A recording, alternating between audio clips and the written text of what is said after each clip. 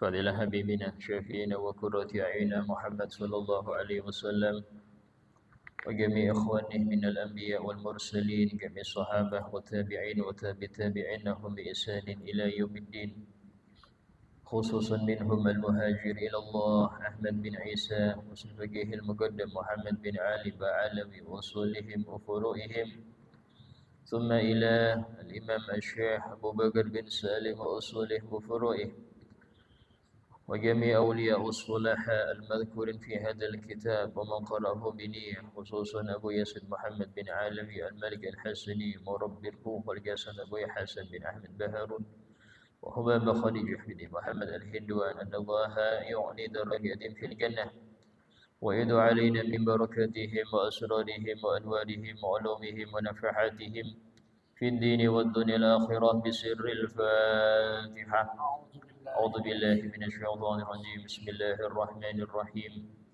الحمد لله رب العالمين الرحمن الرحيم مالك يوم الدين إياك نعبد وإياك نستعين اهدنا الصراط المستقيم صراط الذين أنعمت عليهم غير المغضوب عليهم ولا الضالين آمين.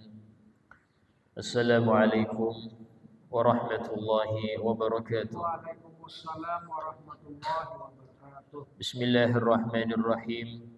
الحمد لله رب العالمين وبه نستعين على أمور الدنيا والدين. أشهد أن لا إله إلا الله وحده لا شريك له وأشهد أن سيدنا محمدا عبده ورسوله لا نبي بعده. اللهم صل وسلم وبارك وكرم وعظم ومجد على حبيبنا وشفيئنا وقرة أعيننا محمد وعلى آله وصحبه أجمعين. سبحانك لا علم لنا إلا ما علمتنا إنك أنت العليم الحكيم.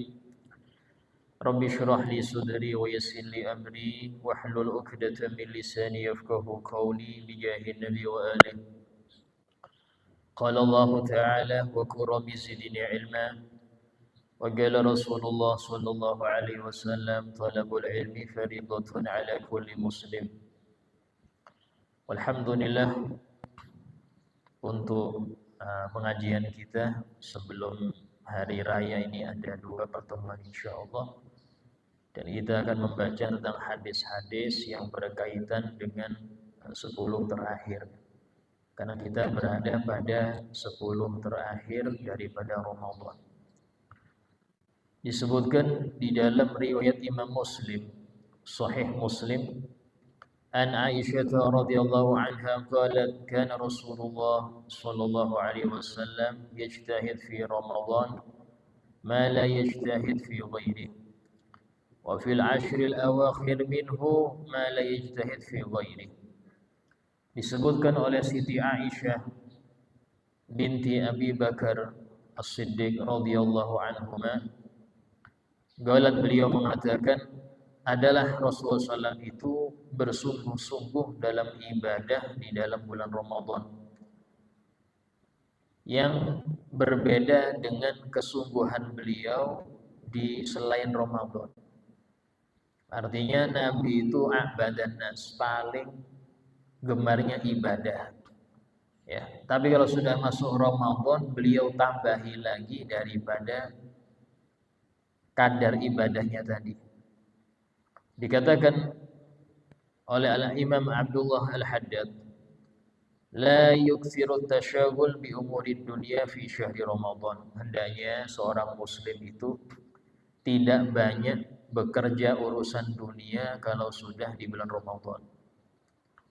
Bal yatafarrau anha li ibadatillah wa dzikri ma amkanah. Bahkan diusahakan dia fokus untuk ibadah kepada Allah, untuk mengingat Allah sekuat dia, ya, dan tanamkan di hati untuk ngetes yakin rezeki itu di Ramadan, ngetes iman kita akan jaminan Allah itu kayak apa, itu ngetesnya sampai di Ramadan. Artinya apa? Artinya rezeki dari Allah itu dicari dengan banyak ibadah. Allah Ta'ala berfirman, Fabtaghu 'indallahir rizqa wa'buduhu washkurulah.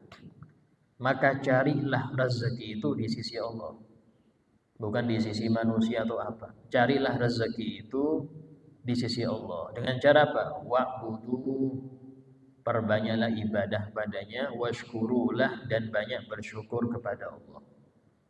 Artinya orang syukur dapat tambahan nikmat. Nah, ini ngetesnya itu. Yakin dengan ayat apa enggak, ngetesnya di bulan Ramadan. Ya, cukuplah untuk 11 bulan kita fokuskan untuk duniawi. Artinya lebih banyak nyari dunia daripada ibadah. Kalau untuk Ramadan, maka kadar ibadah lebih banyak daripada duniawi. Sehingga ini sifat seorang mukmin seharusnya ketika menghadapi Ramadan. Wala yadkhul fi syai'in min ashhurid dunya illa in kana daruyan fi haqqihi. Dan janganlah dia masuk di dalam pekerjaan duniawi kecuali kalau darurat untuk dia. Apa dia darurat? Hari darurat ini kalau besok ini gak ada yang dimakan, besok gak ada yang dimakan, maka di sini darurat, ya silahkan. Kalau masih ada tabungan untuk sampai Syawal, tidak usah. Ya, untuk mudik ya apa? Itu rezeki urusan Allah. Tawakal yang banyak sampai. Kita ini kurang tawakalnya, lebih banyak apa? Lebih banyak ikhtiar daripada tawakal. Padahal seorang muslim itu harusnya kadar tawakalnya lebih banyak daripada ikhtiarnya. Berarti dia benar-benar mengamalkan la haula wala quwwata illa billah. Tiada daya dan upaya kecuali dari Allah, bukan dari saya. Allah semua itu. Nah, ini penting untuk kita tanamkan. Kenapa banyak orang sumpek, gelisah, bagi sudah dekat hari raya nih, belum baju lebaran lah, belum gini, gelisah. Karena dia mikir dia yang bisa menghasilkan. Dia mikirnya kalau nggak saya kerja siapa lagi? Kayak dia yang ngasih rezeki dia sendiri. Kayak dia yang bisa memberi rezeki dirinya. Padahal ar-rizq dari Allah. Ya, cuma kadang-kadang kita saking jauhnya dari agama sampai kadang-kadang meragukan, benarkah kenyataannya? Bukan kenyataannya, sampai selama ini hidupnya memang mengunggulkan kemampuan Anda. Ketika dengar ini kaget, itu ilmu dari Al-Quran. Itu ilmu dari Al-Quran yang saya terangkan. Ya, yang mungkin sampai selama ini baca Quran gak pernah baca isinya. Maka saya terangkan harusnya mukmin itu banyak tawakal. Ikhtiar itu ya ikhtiar aja. Tapi jangan jadikan ikhtiar sebagai tujuan Anda mendapat rezeki, bukan. Sehingga di dalam Al-Qur'an Allah Ta'ala berfirman, wa 'alallahi fatawakkalu in kuntum mu'minin. Dan hanya kepada Allah maka berpasrahlah kalian jika kalian benar-benar beriman. Kata ahli tafsir apa? Hanya kepada Allah. Artinya jangan pasrah ke sawit. Ini kalau sawit nggak menghasilkan kayak apa nih? Jangan pasrah ke gaji. Ini kalau nggak cair kayak apa nih? Jangan pasrah ke suami. Ini kalau suami nggak ngasih uang belanja kayak apa nih? Jangan pasrah ke toko, tapi pasrah hanya pada Allah. Ini perintah Allah ya. Wa 'alallahi fatawakkalu. Hanya pada Allah tawakallah, pasrahlah. Kalau kalian benar-benar beriman. Artinya kalau nggak pasrah benar-benar, imannya tipis. Maka tujuan kita di dunia ini tujuannya cuma satu, ya apa? Menjadi yang bertakwa. Dan takwa itu menguatkan iman. Nah, Ramadan ini bulan kita belajar untuk tawakal lebih banyak. Ya, kadang-kadang sebagian orang malah lebih rajin kerja di bulan Ramadan. Ini bikin kue ini, jual ini. Sampai-sampai jadwal program jualan lebih banyak daripada selain Ramadan. Dianggap ini ya Ustaz, Ramadan bulan berkah. Maksudnya apa? Banyak jualannya. Bukan itu arti berkah. Bulan berkah itu artinya Anda kerja sedikit tapi cukup. Kenapa sedikit? Karena Anda lebih banyak fokus ke akhirat. Jangan diartikan bulan berkah kemaruk, atau orang Jawa kemaruk. Apa maruk? Nyari terus. Bahkan lebih rajin daripada selain Ramadan. Nah, ini tipu daya setan. Karena itulah Nabi SAW itu lebih banyak ibadahnya di Ramadan lebih banyak. Ya. Sehingga dalam hal ini kenapa sih harus demikian? Wadzalika li anna syahra Ramadan fi syuhur bimanzilati yaumil jum'ah fil ayyam. Karena kedudukan Ramadan di antara 12 bulan itu seperti hari Jumat di antara 7 hari. Artinya apa? Fokuskan Jumat untuk ibadah. Bahkan dianjurkan kita meliburkan urusan duniawi di hari Jumat. Cukup 6 hari itu untuk duniawi. Tapi karena kita ini ngikutin Belanda, akhirnya hari Minggu liburnya. Aslinya hari Jumat, harusnya nggak terpengaruh dengan hasil jajahan Belanda ini repot. Dan kedudukan Ramadan di antara 12 bulan itu seperti hari Jumat. Itu apa? Cukup 11 bulan Anda untuk mencari duniawi, Ramadan untuk nyari akhirat. Ya, kadang-kadang setan bisik-bisik nih. Loh, kalau kamu nggak rajin nyari duit, nanti mudik loh, perlu banyak loh mudik itu. Nanti di kampung banyak yang minta angpau loh. Ini THR belum loh, no, macam-macam. Akhirnya rajin lagi, lebih rajin daripada sebelum Ramadan. Apa maksudnya? Untuk satu hari namanya satu Syawal. Belum siapkan kue kering, belum ngecat rumah, belum baju baru anak-anak. Itu pikirannya. Ini nggak ada perintah Nabi itu tidak ada. Perintah Nabi itu untuk itu nggak ada. Cuman kita aja bikin-bikin sehingga bikin Ramadan itu bukan ajang lama-lamaan di sajadah, lama-lamaan baca Quran bukan, tapi lama-lamaan di pasar, ya, lama-lamaan di kebun. Kenapa? Karena tadi untuk satu hari namanya Syawal.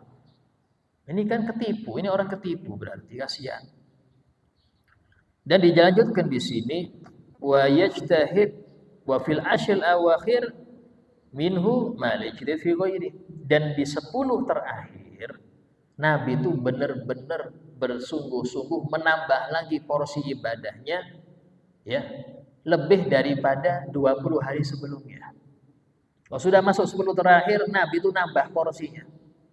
Kayak apa Ustaz nambah porsinya Nabi? Nah ini disebutkan dalam hadis lain, dalam Sahih Bukhari, ya, disebutkan Siti Aisyah radhiyallahu anha qalat kana an-nabi sallallahu alaihi wasallam idza dakhala al-ashr al-awakhir idza dakhala al-ashru shadda mizarah wa ahya lailah wa aygada ahlah. Dalam Sahih Bukhari dan Muslim, Siti Aisyah radhiyallahu anha beliau menjelaskan bagaimana bentuk bersungguh-sungguhnya Nabi itu kalau sudah masuk 10 terakhir. Kata Siti Aisyah, Nabi SAW itu kalau sudah masuk 10 terakhir, maka beliau mengencangkan ikat pinggangnya. Artinya apa? Artinya beliau benar-benar kayak orang, istilah bahasa sekarang itu, menyingsingkan lengan baju. Apa namanya? Yaitu tambah giat, tambah semangat. Ya, kalau bahasa Indonesia itu menyingsingkan lengan baju. Kalau orang Arab mengatakan syadda mizarah, ngencangkan sarungnya. Artinya lebih semangat lagi kalau sudah masuk 10 terakhir. Ya. Apa gambarannya? Wa ahya lailah. Beliau menghidupkan malam-malam 10 itu dengan ibadah. Artinya apa? Beliau lebih banyak enggak tidur. Tapi enggak tidur di sini bukan full. Ya. Hanya saja sebagian besar malam dibuat ibadah. Dan ini sudah memang untuk Nabi kewajiban. Dalam surah Al-Muzammil, Allah Ta'ala berfirman, ya ayyuhal muzammil, wahai orang yang berselimut. Itu siapa? Nabi Muhammad. Termasuk nama Nabi itu Muzammil. Qumil laila illa qalila. bangunlah kamu seluruh malam kecuali sedikit untuk tidur. Kenapa? Karena biar tahajud. Orang kalau nggak tidur semalam suntuk, maka nggak bisa tahajud. Syarat tahajud itu harus ada tidur. Nah itulah Allah berfirman, bangunlah seluruh malam kecuali sedikit untuk tidur.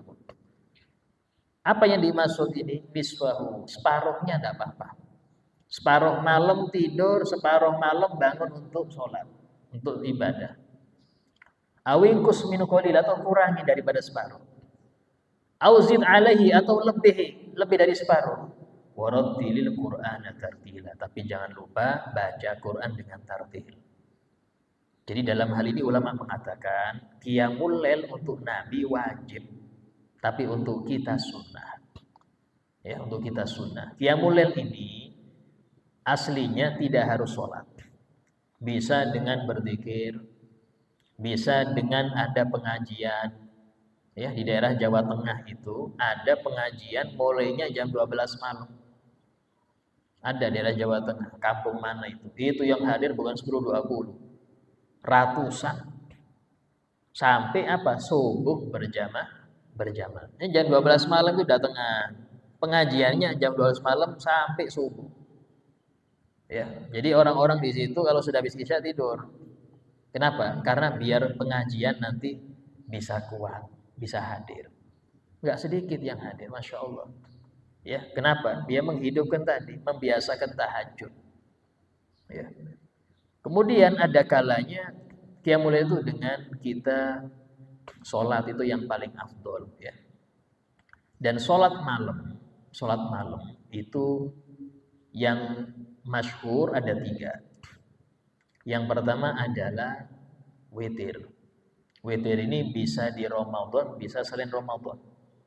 Dan witir ini tidak disyaratkan tidur. Yang penting habis sholat isya langsung witir, tidak apa-apa.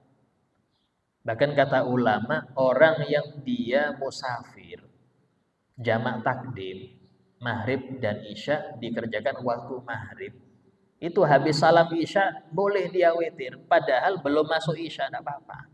Kenapa? Karena yang penting sudah isya. Sudah isya kan dia? Iya, ya sudah, silakan. Ya. Tapi kalau orang belum isya, walaupun jam 3 malam dia bangun, tetap nggak boleh witir.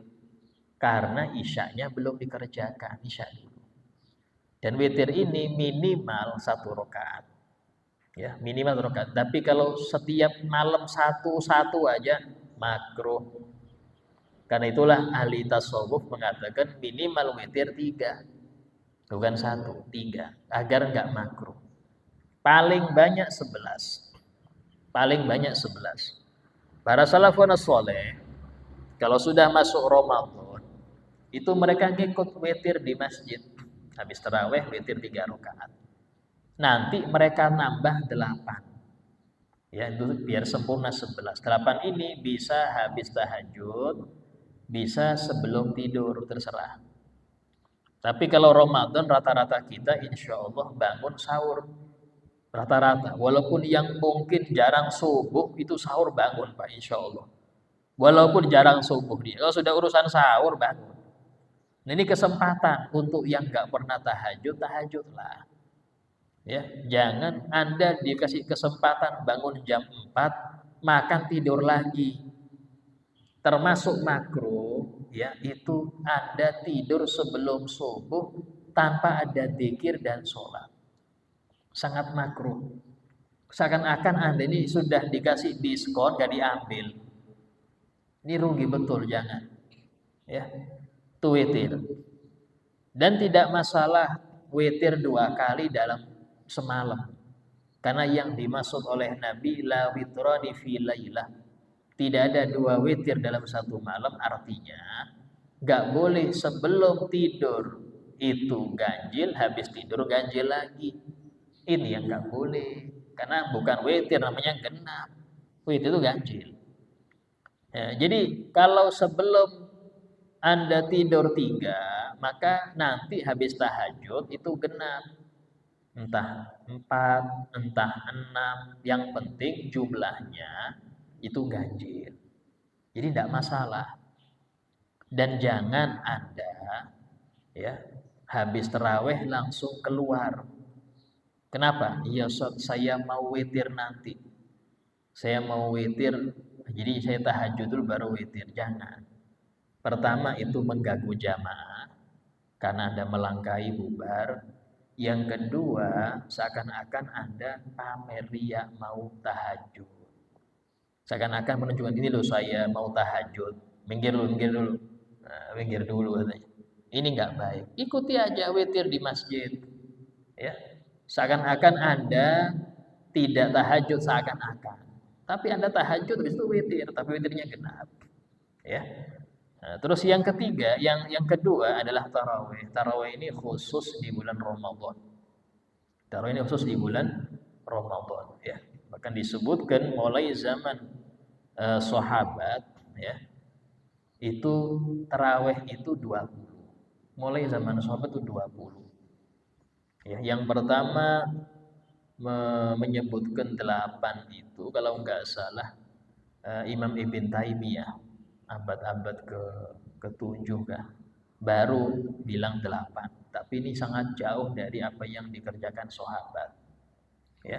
Adapun hadis Nabi bahwasanya hadis Siti Aisyah yang mengatakan Nabi itu kalau sholat malam nggak pernah lebih dari 11. Baik itu di Ramadan dan selainnya. Itu artinya bukan taraweh, itu witir. Karena taraweh nggak mungkin di luar Ramadan. Terus yang ketiga, sholat malam itu adalah tahajud. Sebagian ulama mengatakan tahajud ini yang paling afdol.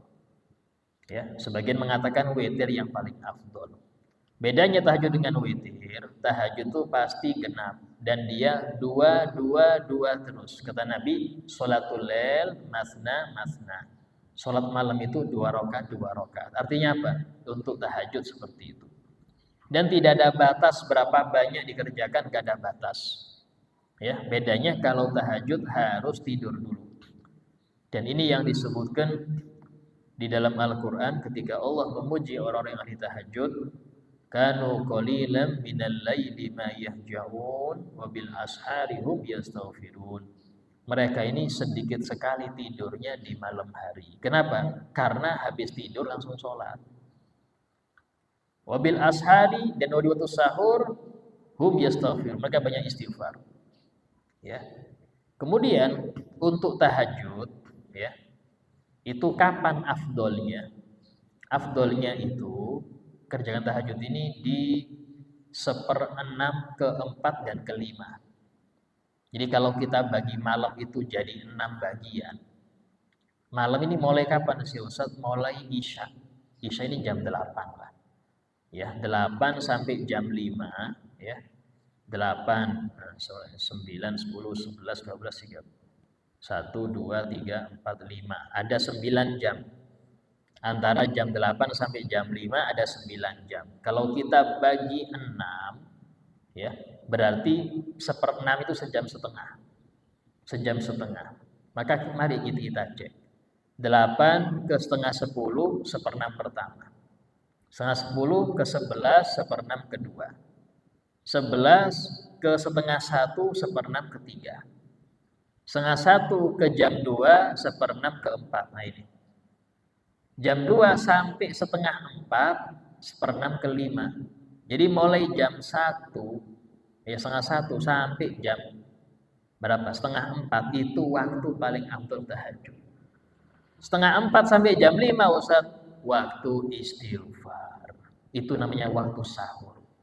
Wabil ashari hum yastaghfir. Di waktu sahur mereka istighfar.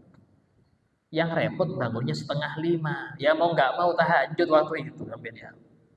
Ustaz saya bangunnya setengah 5 Ustaz. Ya tahajud Pak. Ya. Nanti ada waktu kira-kira tarhim, assalamualaikum, ya dipakai istighfar, astagfirullah. Kalau nyari waktu afdolnya tadi mulai setengah 1 sampai setengah 4 itu waktu paling afdol untuk tahajud. Ya, kalau mau paling afdol demikian. Nah, kemudian untuk sholat tahajud itu sunnah, ya, memperlama berdiri daripada memperbanyak rakaat. Beda kalau sholat sunnah siang antara pagi sampai duhur sampai asar itu sunnah memperbanyak rakaat daripada baca Quran.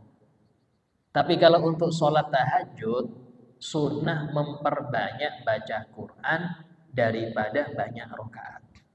Gak banyak rakaatnya. Nabi disebutkan ketika Siti Aisyah ditanya, ya ummul mukminin, ya sifi lana sholat Rasulillah. Wahai ummul mukminin, ceritakan kepada kami sholatnya Nabi di malam hari. Pertanyaannya di sini, loh, bagaimana sahabat kok tanya Siti Aisyah?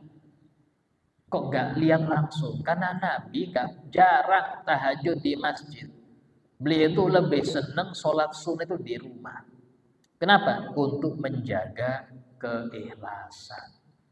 Tahajud Nabi itu jarang, bahkan hampir nggak pernah di masjid itu. Yang sering beliau di rumah. Sehingga yang ngerti tahajud Nabi, ya keluarganya.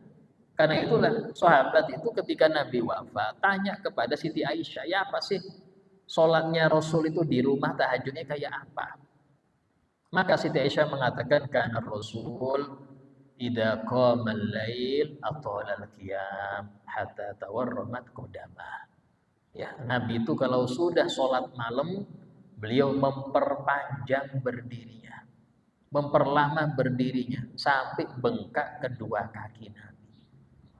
Ini beliau bilang betul, bengkak kedua kaki Nabi, saking lamanya berdiri.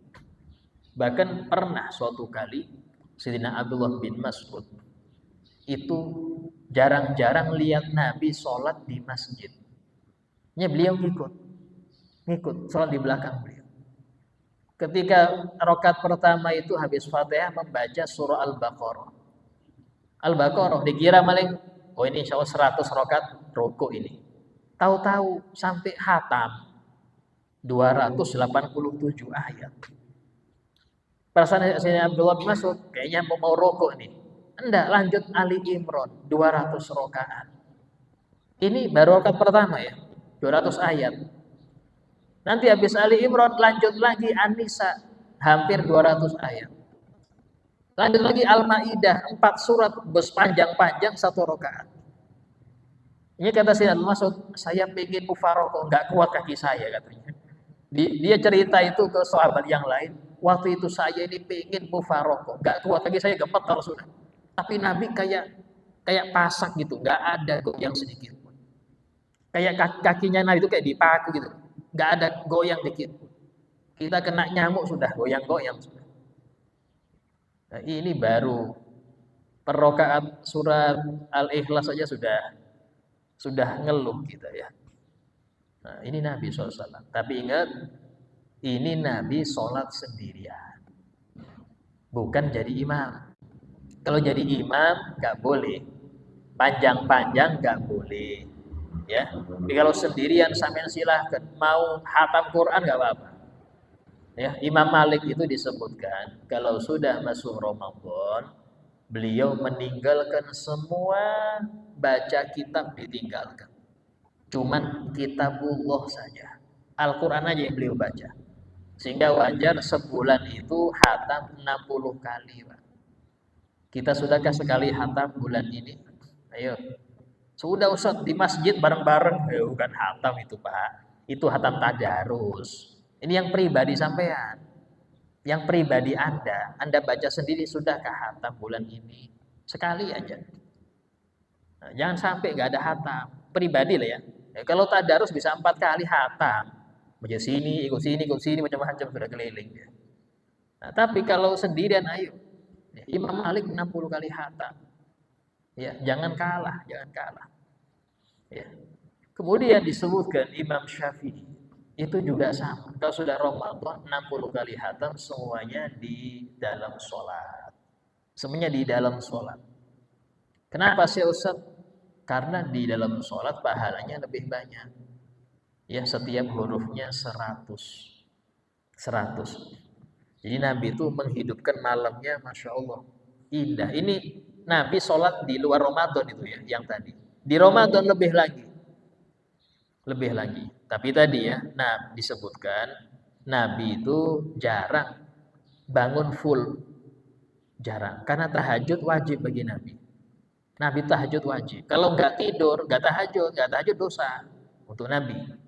Untuk kita, ya, hukumnya sangat dianjurkan.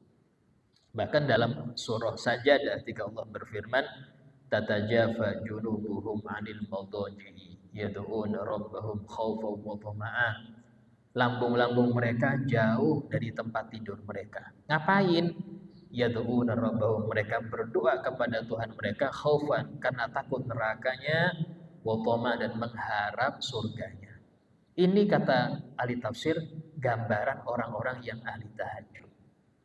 Kenapa? Karena lambung mereka jauh dari tempat tidurnya. Artinya apa? Gak lama. Pernah Siti Aisyah itu, kan Nabi itu 9 istrinya ya. Jadi beliau itu wajib menggilir. Artinya menggilir itu nginep di rumah tiap istri semalam-semalam. Itu wajib. Nginep itu wajib. Kata Siti Aisyah, pernah Nabi itu pas di giliran jatah malamku beliau tidur. Terus beliau minta izin, ya Aisyah, izinkan bolehkah aku untuk bersama Tuhanku malam ini? Kata si Aisyah, ya Rasulullah, masih pengen engkau ada di sini, tapi karena engkau pengen bersama Allah, ya sudah. Oh, terima kasih. Nabi langsung ngambil wudhu, sholat sampai subuh. Masya Allah. Ini ya, ini Nabi ini kalau sudah urusan sholat, Pak, hiburannya sholat. Hiburannya Nabi sholat. Sehingga wajar Nabi itu setiap waktu kalau sumpek itu beliau langsung ambil air wudhu dan sholat. Ngamalkan firman Allah, wasta'inu bisobri wassalah. Minta tolonglah kalian dalam setiap hajat dengan sabar dan sholat. Sabar itu sikap hati. Ada masalah, hati itu tata, sabar. Ini dari Allah, sabar. Ya. Geraknya apa? Respon kita apa? Sholat. Orang mukmin respon pertama adalah sholat. Apa arti sholat? Lapor kepada Allah yang ngasih ujian. Karena solusinya hanya dari Allah. Solusinya dari Allah. Bukan Anda lapor ke A, ke B, ke C. Tidak perlu. Lapor ke Allah dulu. Ini yang diajarkan Al-Quran. Wasta'in, minta tolonglah kalian.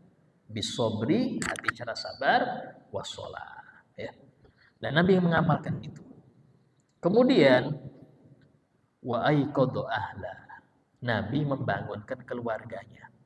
Yang bisa dibangunkan ya para istrinya itu dibangunkan. Ya kalau kita mungkin anak jauh saya telepon.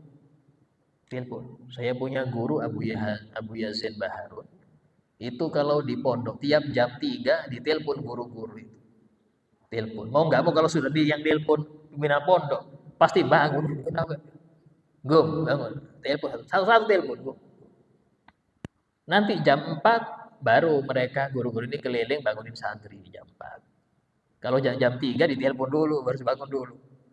Nah, bagaimana santri mau bangun malam kalau gurunya tidur sampai subuh? Bagaimana kita mengharap anak santri-santri ini bangun sebelum subuh kalau gurunya adzan subuh baru bangun? Ya apa? Jadi gurunya dulu harus dari awal. Ya. Sehingga Nabi SAW membangunkan keluarganya. Kenapa? Membiasakan. Bahkan para salaf itu, ya mereka ini sering membiasakan anak-anak mereka yang kecil masih umur 7 tahun, 8 tahun, itu bangun sebelum subuh. Walaupun untuk main, nggak usah sholat dulu. Yang penting biasakan dulu mereka ini biar nggak ngantuk di waktu itu. Ya, kita pernah, saya ingat Abah itu sering kalau sudah jam-jam 3 itu kita bangunin semua. Nanti ibu saya disuruh bikin mie. Gak ngapain, gak ada sholat, gak ada apa. Paling Abah aja yang sholat. Kita cuma suruh makan mie. Nanti kalau ada Piala Dunia kita suruh nonton. Ya, di sholat subuh suruh tidur lagi. Tapi dibiasakan itu, subhanallah, gak repot lagi. Bangun tuh gak repot. Untuk sholat tuh gak capek. Kenapa? Yang penting biasakan dulu bangun sebelum subuh. Ya, bahkan di antara saya punya kenalan, ya itu mertuanya bilang gini, ini menantu aneh kalau sudah jam 9 sudah lampu mati di rumahnya, tidur semua. Jam 9 itu sudah tidur semua sudah. Nanti apa? Jam 3 bangun semua. Jadi rame kalau jam 3 itu rumahnya rame. Ada yang main, ada yang gini. Yang lain tidur mereka rame. Kenapa? Membiasakan bangun sebelum subuh. Dibiasakan dulu. Kalau sudah terbiasa, kelas 5, kelas 6, itu untuk tahajud gak sulit.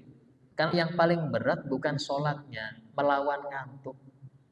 Yang paling berat itu bukan sholatnya. Buktinya sahur. Sahur bisa kita ini untuk bangun. Kenapa tahajud sulit? Karena tadi faktor bangun makan. Inilah. Faktor bangun itu karena makan. Coba nggak makan mana ada bangun, Pak.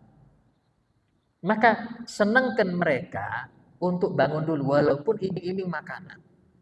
Sehingga kalau sudah terbiasa mereka bangun sebelum subuh untuk baca Quran itu gampang.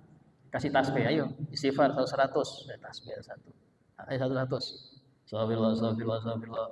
Nah, baru mungkin nanti kasih game, main game sudah, main game HP. Yang penting ada bangunnya. Jangan langsung suruh ayo 10 rakaat, pusing, Pak. Jangan, biasakan dulu untuk bangun, ya. Nah, di sini Nabi SAW kalau sudah 10 hari seperti itu. Bahkan dikatakan oleh Siti Aisyah dalam riwayat Imam At-Tabarani, karena Rasulullah SAW idza kana Ramadan qama wa nam. Nabi ini kalau sudah masuk Ramadan, beliau ada bangunnya kemudian tidur. Nah, tapi kalau sudah masuk 10 terakhir, beliau mengencangkan ikat pinggang, wajtanaban nisa, bahkan tidak mendatangi istrinya 10 hari. 10 terakhir ini beliau tidak mendatangi istrinya karena fokus ibadah. Waghtasala minal adzanain, dan Nabi itu mandi antara maghrib dan isya. Ini termasuk sunnah yang banyak ditinggalkan ya. Kalau sudah Ramadan, sunnah kita itu mandi setiap malam. Untuk apa? Persiapan biar kuat tarawih. Kapan mandinya? Ya sebelum isya. Itu sunnah, bukan sore. Kenapa? Karena mandi ini mandi seluruh badan. Khawatir kalau sore masuk ke telinga batal. Karena itulah ini mandi ini mandi antara maghrib isya. Biasanya dekat isya. Ya, kalau kita perhatikan sebagian orang yang kita dapetin itu mereka habis isya, cuman terawihnya nanti jam 9 baru terawih. Itu lama, sampai jam 10 sampai 11. Karena enggak masalah, terawih itu enggak harus di awal waktu. Tapi intinya ya apa, kita ini terawih khusyuk, bukan tergesa-gesa. Kadang kita ini kalau terawih, alhamdulillah selesai 20. Kayak sudah pelong itu, alhamdulillah. Itu ngebut lagi. Itu sampai akhir Ramadan enggak ada nilainya sampai. Nikmati sholat itu enggak ada. Nikmati sholat itu. Saya pernah sholat di Masjid As-Segaf di Bangil. Itu masjid kebanyakan habaib yang hadir. Tapi sepuh-sepuh situ. Saya ikut pernah, ya. Subhanallah, habis 4 rakaat itu qasidah nanti. Qasidah doa, 4 rakaat lagi, doa lagi, nanti memanjatkan doa pada Allah macam-macam. Sampai selesai itu 10:30 baru selesai. Ya, ini menunjukkan bagaimana mereka ini menikmati ibadah, bukan beban. Jadi jadikan tarawih itu beban. Kalau sudah beban bangga lagi. Alhamdulillah kalau saya 20 rakaat setiap malam. Tapi kok beban terus sampai ya. Habis tarawih kayak pelong. Alhamdulillah sudah tarawih. Lega saya. Capek keringetan dia. Kayak orang dikejar apa itu. Nikmati tarawih itu. Jangan jadikan itu sebagai ajang balapan. Masjid sana sudah kita belum. Ngebut lagi. Repot, Pak. Ini bukan lomba. Ini nikmati ibadah, nikmati. Karena cuma di Ramadan adanya. Ya. Bahkan di Tarim itu banyak orang itu yang 2 rakaat di masjid sini. Nanti masjid situ 2 rakaat lagi. Karena sudah diatur. Masjid A tarawihnya langsung isya. Isya langsung tarawih. Yang masjid sini sejam setelah itu. Di sini 2 jam setelah itu. Sampai sahur. Jadi kalau sampean mau kuat bisa 5 kali tarawih sampean. Boleh Ustaz, siapa yang enggak membolehkan? Siapa yang enggak membolehkan? Silahkan. Asal witirnya, nah witirnya jangan berkali-kali, witirnya ya ditutup di akhir. Di masjid-masjid yang dikerjakan jam 10, jam 12 itu tanpa witir. Tarawih aja. Witirnya nanti di masjid yang terakhir. Ini jadwalnya ada itu, Pak. Setiap malam jadwalnya ada. Nah, ini seperti ini silahkan kalau mau ngamalkan. Tapi subhanallah, kalau sudah di Grogol saya lihat tarawih lebih ramai di luar. Tapi 10 terakhir ini ajang apa? Berburu baju baru di pasar malam. Kok 10 terakhir ini ya Allah. Ini godaan, bukannya jangan nyalakan setan ya, setan diikat. Setan jangan nyalakan setan, itu setan Ustaz, bukan setan diikat. Anda yang nafsu Anda ini yang belum terdidik. Ini setan jangan disalahkan. Ramadan nggak ada setan, Pak. Kok bisa saya akhirnya malas? Itu Anda sendiri, jangan nyalahkan setan. Kenapa? Karena ada setan manusia modelnya. Yang jadi kita setan manusia ini yang repot ini. Jadi dalam hal ini jangan sampai kita ya 10 terakhir malah lebih ramai di pasar daripada di masjid. Ya. Ini. Kemudian wa ja'alal isya sahur. Nabi menjadikan isya itu sebagai sahur. Artinya apa? Nabi itu makannya sekali aja. Kalau sahur, beliau nggak makan besar. Kalau sudah 10 terakhir ya, itu sahur hanya makin kurma. Tidak ada makan kayak berbuka. Kenapa? Untuk menguatkan ibadah. Intinya satu aja, biar ibadah kuat. Nah, kalau bisa siapkan kopi, tiap tarawih kopi bikin. Nah, kadang kalau sudah minum banyak itu, tarawih ngantuk sudah. Nah itu siapkan, tidak apa-apa. Dan sumpama Anda, Ustaz, saya kalau malam ini banyak nggak tidurnya, nanti pagi ngantuk Ustaz. Pagi itu ngantuk cuma paling setengah jam Pak. Sampean buat jalan kaki, hilang ngantuknya itu. Tapi jangan Anda nyari tidur, ini yang repot. Dia nyari tidur, jadwal ini, repot. Jangan cari tidur. Ya, ini sehingga penting untuk kita di 10 terakhir ini memperbanyak ibadah.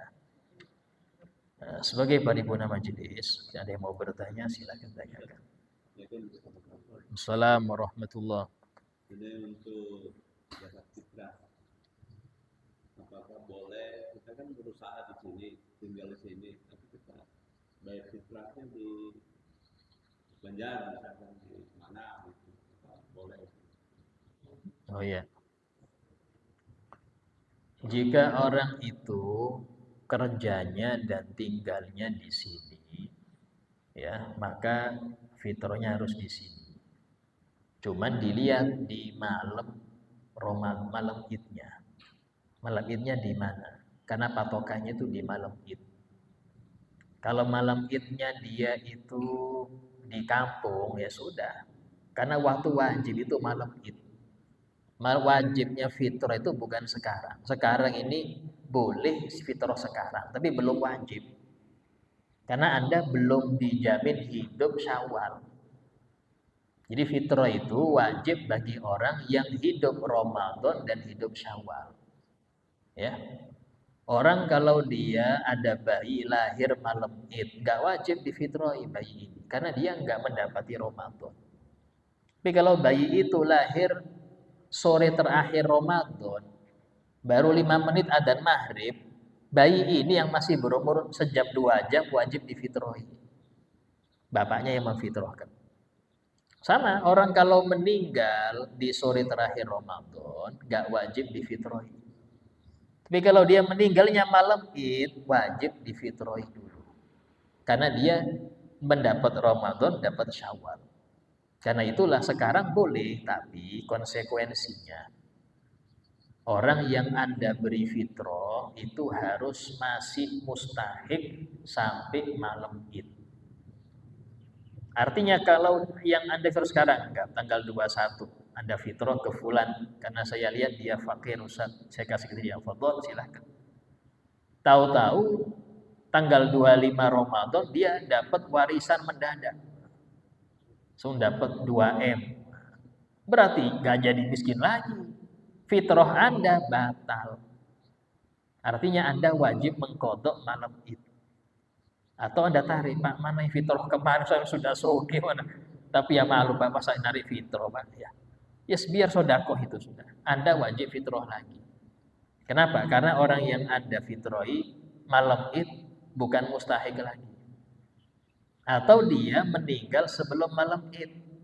Yang Anda kasih fitrah itu meninggal sebelum malam Id. Berarti dia nggak berhak lagi, nggak mustahik. Maka wajib diqadha, harus diqadha. Ya, seperti itu konsekuensinya kalau yang bayar sekarang. Ya, nah, itu. Jadi wajibnya kapan Ustadz di malam Id? Kalau memang Anda di kampung, ya sudah, fitrah di situ. Tapi yang sudah fitrah di sini sudah dia. Terus dia malam Id pulang kampung. Nah, ini pendapat yang muktamad, nggak perlu ngulang fitrahnya. Cukup fitrah yang digrogot itu sudah sah. Walaupun dia di malam Id di Sulawesi tidak apa-apa. Ya, seperti itu. Sedikit lagi Ustaz. Ya. Masalah sholat tarawih kita ini kan berbeda mazhab juga. Yang jelas untuk di Masjid Al-Amanah ini ada yang melaksanakan 20 rakaat, ada yang 8 rakaat. Yang menjadi pertanyaan, terkadang mohon maaf juga dari awal tarawih alhamdulillah di masjid kita ini punya kemajuan Ustadz, artinya dari hari pertama 10 pertama kan mungkin katakanlah sapnya lumayan lah 4 sap, jadi kan untuk ke 20 artinya untuk 10 hari kedua lagi dia maju lagi, itulah ada kemajuan lagi akan maju, mungkin dari 4 mungkin bisa 3 atau 2 sap saja. Nah yang jadi pertanyaan saya, dari yang mungkin katakan 8 rakaat, kadang-kadang dia kan tidak mengikuti kita melakukan yang namanya witir. Padahal witir ini kan sangat besar juga pahalanya gitu. Nah kita tidak tahu wallahu alam apakah dia melakukan witirnya di rumah atau bagaimana kalau seandainya jamaah itu tidak melakukan salat witir. Itu pertanyaan pertama Ustaz. Yang kedua mungkin menyambung masalah zakat fitrah. Tadi kan katakanlah mungkin kata Pak Haji tadi, ya mungkin beliau mungkin usahanya di sini mungkin mudik ke Banyumas. Nah, apakah boleh kita sebelum berfitrah itu sebelum hari H mungkin katakanlah seminggu sebelum Lebaran ya kepada orang yang memang mustahik menerimanya, karena kita berpikiran apakah seseorang ini bisa berfitrah atau bisa mungkin makan kita. Karena tadi kan yang tujuannya zakat fitrah itu ya untuk memberikan kepada yang mustahik yang berhak menerimanya gitu, katakanlah fakir miskin dan lain sebagainya tadi kan yang 8 kalau tidak salah. Nah, boleh enggak Ustaz? Karena saya pernah juga mendengar dari salah satu ulama kita dulu sih, saya pernah mendengar boleh saja katanya masuk Ramadan pun boleh. Nah, tapi saya ingin menanyakan lebih jelas lagi kepada Ustaz terkait dengan hal berfitrah, mungkin menjelang seminggu sebelum Lebaran atau mungkin menjelang pas 1 hari katakanlah sudah masuk ntar lagi Lebaran misalnya sore atau malamnya kita berfitrah. Bagaimana itu, apakah sah fitrah kita itu Ustaz? Terima kasih. Iya. Ya, masalah witir ya, kita husnudzon kepada orang-orang yang dia pulang duluan nggak ikut witir, insya Allah dia witirnya di rumah ya, di rumah. Dan tidak masalah witir itu sendirian, walaupun untuk Ramadan, khusus Ramadan sunnah berjamaah, khusus Ramadan sunnah berjamaah. Nah kemudian untuk fitrah tadi sudah kita terangkan ya, fitrah itu sudah boleh mulai awal Ramadan, sudah boleh mulai awal Ramadan. Dan fitrah ini memang kenapa diwajibkan di malam Id? Karena untuk memberi mereka bahan makanan beberapa hari setelah hari Id. Biasanya 3 hari. Karena orang fakir ini kalau sudah 3 hari pertama jarang dipakai orang, jarang, karena orang nggak mempekerjakan. Sehingga kayak apa dia nanti? Makanya dari mana? Nah, itu fitrah diwajibkan di malam Id karena itu. Adapun untuk makanan mereka selama Ramadan ada zakat mal. Zakat mal itu bagikan di waktu itu sudah. Jadi zakat mal jangan dibagikan di malam Id juga. Ya.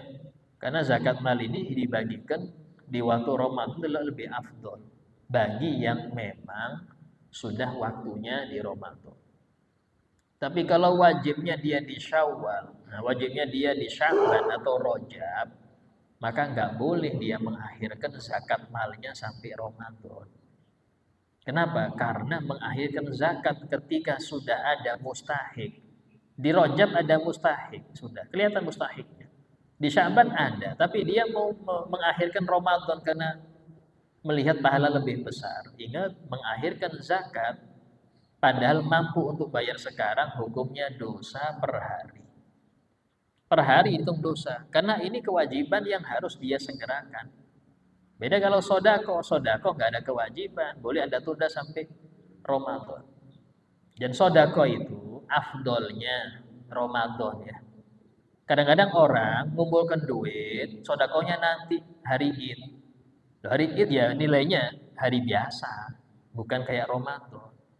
Jadi kalau sampai mau nilai plus, ngasih THR itu Ramadan. Angpau itu Ramadan, bukan di hari Id. Kan hari Id itu ya nilainya sama kayak yang lain. Tapi kalau Ramadan nilainya plus apa? Setiap amalan sunnah pahalanya kayak wajib, kayak pahala wajib besar. Ya, sehingga dalam hal ini pergunakan, khususnya di malam-malam ini. Malam-malam ini 10 ini, insya Allah salah satunya malam Qadar. Dan kalau Anda mengerjakan ibadah pas di malam Qadar, itu lebih daripada 1000 bulan.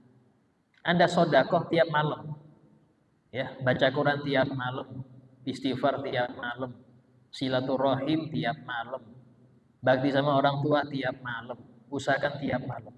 Karena kita nggak tahu 10 ini mana yang malam Qadar yang mana. Kalau ketepatan satu, syukur Anda. Bersyukur. Kenapa? Lebih dari 1000 bulan. Ya, bahkan sebagian orang itu banyak yang menjadikan event Ramadan itu untuk pesugihan setelah Ramadan. Tahu pesugihan, Pak? Kalau Anda ingin 11 bulan ke depannya itu Anda lancar rezeki, banyak bagi-bagi di Ramadan. Banyak bagi-bagi di Ramadan. Ya, kadang kita ini dihantui, ya apa nanti mudik nih, ya apa nanti kue kering nih. Akhirnya mau keluar ini sulit. Mau keluar duit ini sulit. Padahal keluarkan sekarang banyak-banyak. 11 bulan Anda lancar. Silahkan lihat aja. Ya, 11 bulan lancar. Kenapa? Karena ini nilainya nggak kaleng-kaleng nilai Ramadan ini. Sangat besar sedekah di bulan ini. Termasuk ya memberi takjil. Ya, termasuk memberi makanan untuk orang-orang yang berbuka, itu besar semua itu. Bahkan kita menganggap baik kalau ada kaleng yang setiap terawih dibagikan, diputar kalengnya. Itu bagus. Kenapa? Memancing mereka untuk sedekah. Karena Allah nggak lihat nominal, yang Allah lihat prosentasinya berapa. Misalnya berapa, itu nilainya besar ya. Insya Allah akan kita lanjutkan kajian daripada hadis-hadis ini insya Allah akan datang. Al-Fatihah Habibina Syafi'ina Muhammad SAW Bina Allah fi dhulub Yusuf Uyub Yusuf Kurub Tahirul Gulub Usul Ahwal wal Akhwal wal Af'al Bijahim Mula Bilal Sayyidina Muhammad SAW Al-Fatihah Bismillahirrahmanirrahim Alhamdulillah Ar-Rahmanirrahim Maliki Yawmiddin Iyyaka na'budu wa iyyaka nasta'in Ihdinas siratal mustaqim Siratal ladzina an'amta 'alaihim غير المغضوب عليهم ولا الضالين آمين بسم الله الرحمن الرحيم الحمد لله رب العالمين اللهم صل وسلم على سيدنا محمد وعلى آله وصحبه أجمعين ربنا انفعنا بما علمتنا ربي علمنا الذي ينفعنا ربي فقهنا وفقه أهلنا وقراباتنا في ديننا ربي وفقنا وفقهم لما ترضى قولا وفعلا كرما وارزق الكل حلالا دائما وأخل أذكياء علما نحظى بالخير ونكفى كل شر ربنا واصلح لنا كل شؤون وقر بالرضا منك العيون وقض عنا ربنا كل الديون قبل أن تأتينا رسل المنون ربنا آتنا في الدنيا حسنة وفي الآخرة حسنة وقنا عذاب النار وصلى الله على سيدنا محمد وعلى آله وصحبه وسلم والحمد لله رب العالمين السلام عليكم ورحمة الله وبركاته وعليكم السلام ورحمة الله